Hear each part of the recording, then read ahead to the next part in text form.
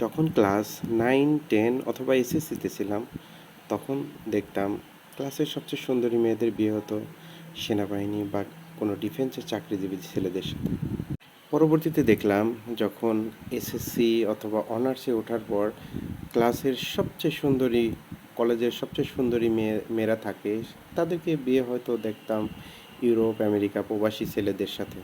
যারা অপেক্ষাকৃত একটু কম সুন্দরী ছিল, তারা যারা বাকি থাকতো তাদের মধ্যে যারা অনার্স এবং মাস্টার্স শেষ করতো, তারপরে দেখা যেত তারা সরকারি অথবা বেসরকারি একটা চাকরি করতেছে, তখন দেখা যায় যে সেই সব মেয়েদের সাথে বিয়ে হয়। দেশের সুন্দর, স্মার্ট এবং সুদর্শন সর্বোচ্চ সুন্দর ছেলেদের সাথে বিয়ে হয়। এই থেকে কি বোঝা গেল? এখানে মানুষের সাথে আসলে মানুষের বিয়ে হয় না। এখানে বিয়ে হয় সাধারণত, দেখা যাচ্ছে ক্যারিয়ারের সাথে সৌন্দর্যের বিয়ে হয়। হ্যাঁ, আর এটাই বাস্তব।